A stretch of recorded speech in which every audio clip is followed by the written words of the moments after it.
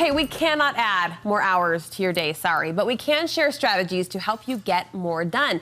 Today we have a list of productivity hacks that help when your motivation runs low. Corporate recruiter Carly Hazen is here with strategies to accomplish whatever project you're working on at the moment. For me, it just might be a mountainous pile of laundry on my bed. I can't be sure. I know. It's different for everybody, but I think especially timely with May. We were just talking about how crazy. Incredible it is. You always know that December's going to be busy, but May rolls around and all of a sudden you're like, how can we even, get ahead of this with year-end parties and soccer tournaments and SATs? It's crazy. So I'm going to challenge women out there to pick a project or a responsibility or a task. It could be work-related. It could be on the home front, which also is work-related. But pick something, and as we go through these, see if one of these apply, because I think a lot of women are going to be really grateful for these suggestions. You say allowing a break, a little time waster moment, can actually step up your productivity. It really does. Studies show that brief distractions can actually clear the clutter a little bit, and if your brain or body are signaling that you need a quick break, it's better to just go with it.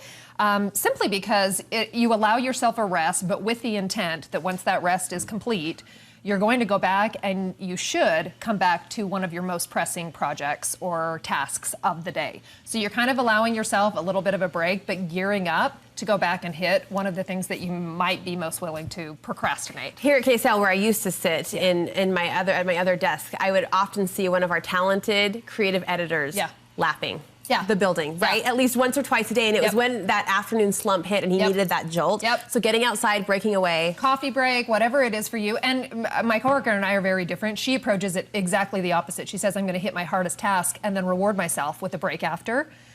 I like dessert first, so I'm always like, I earned this break.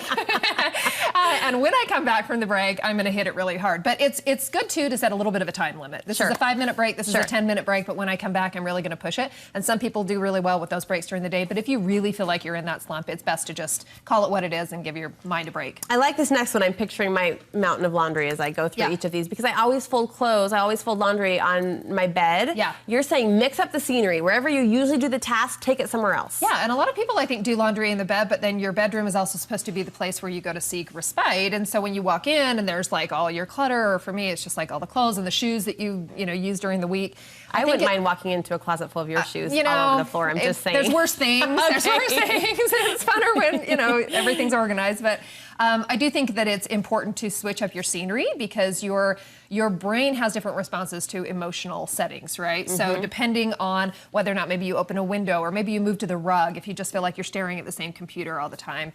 Bring in some flowers into the office space. Whatever it is, mix it up. And some people almost do better if they, J.K. Rowling did all the Harry Potter books at a Starbucks, right? Because she liked that activity, and it was almost easier to focus when there was a little bit of white noise behind. So I think it's important to just know it doesn't always have to be where you're at, and if you feel a little stuck, maybe try first and foremost changing up the environment. I love it. It's always stuck with me. My colleague Amanda Dixon across the hall at KSL News Radio, she wrote a book a few years back about change, and one of her suggestions, which goes along with what we're talking about, was to, as you're driving to a regular destination, so for me, work every morning, the studio, take a different route. Take a new route. Yes, switches up your brain, you're seeing new things, and it sparks kind of a reinvigorated interest in the day. Yeah, no, I think that's a really great idea. We do that on road trips. You take the same I-15 every time you head maybe to southern Utah. You take one of those frontage roads and back roads, and it maybe tacks on 15 minutes, but it's a whole different experience. All right, nothing zaps your motivation like a daunting to-do list. So how can you get unstuck when the list feels way too long? Right. Divide your work into micro tasks. And I think that is really, really important, because if you break it into smaller subtasks, Harvard Business School researchers uncovered this progress principle, which basically supports the power of small wins, because progress has a really strong impact on your motivation. It's almost like a little mini endorphin. If you feel, and that's why people love that satisfaction of crossing off a to-do list. Yes, it's like brush your teeth, check, go to the but bathroom, check. if you're mountainous, and a lot of the things that you have to do are really difficult. Maybe like creating an original email, or having a really difficult conversation, or sending out some mass message that really requires a lot of dates and calendaring. You've got to be able to say, small subtasks, and these are small wins along the way, and then you're kind of building up to maybe the top focus, right? You do it at the beginning of a week. You're like, I cannot believe all that I have to do Monday between Friday, right? Focus on Monday. Focus on Monday between 9 and noon, right? How can you make those the best, most impactful, present hours of the day?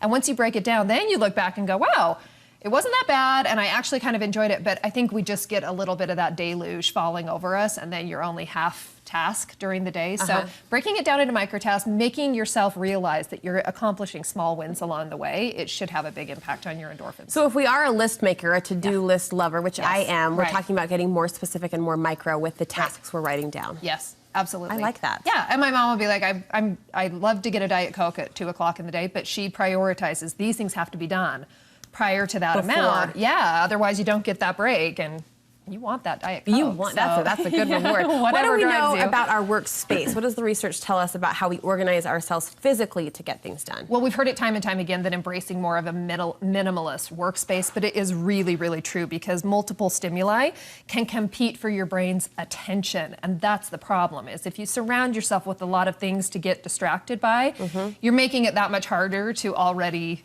focus in an incredibly busy day in a busy work environment. So creating less clutter, and for me, it's actually, my desk is always clean. It's my computer that I have a problem with. I'll pull up many different emails that I need to respond to, and then I'll have a few articles over here and a, video, TED Talk or something up. And so when you look at the computer, already your brain is having to focus on too much, right? Yes. So I think clearing that out, I have a friend that cleared out a whole bunch of her apps on the first page of her phone, so every time she looks at the phone, it's more calming. It's fresh. Little tricks to really be able to say, I've got a clean workspace and I can easily focus and do the best I can on this one given task. And then how important is it, Carly, quickly to prioritize? As we look at that list, as we look at our to-dos, really being honest with ourselves and saying, this one can wait till tomorrow. Prioritize very few, maybe 5 or less key tasks first. There's a really popular book out called Eat That Frog.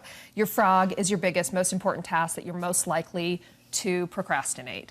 Get that done at the first of the day. For some people, it's exercise. Just rip the Band-Aid off, get up and do it. And then for the rest of the day, you go, I did that one thing, right? Those 2 or 3 key things, try to do them at the very beginning of the day. The rest of the day, you're just going to feel a little bit more relieved that you've got them off your back. You ate the frog. You ate that frog. Nice and early. Yeah, it's interesting, breakfast. too. I'm just coming off maternity leave, and we think of these, I think, most obviously applying to the workspace or the corporate setting. It applies just as much, if not more, when I'm at home to wake up and plot and plan my day so that I get things done. And that book, Eat the Frog, is actually on how to make that a lifelong habit of always getting up, and there are people that are really disciplined to do the hardest thing they have to do that day at the beginning of the day.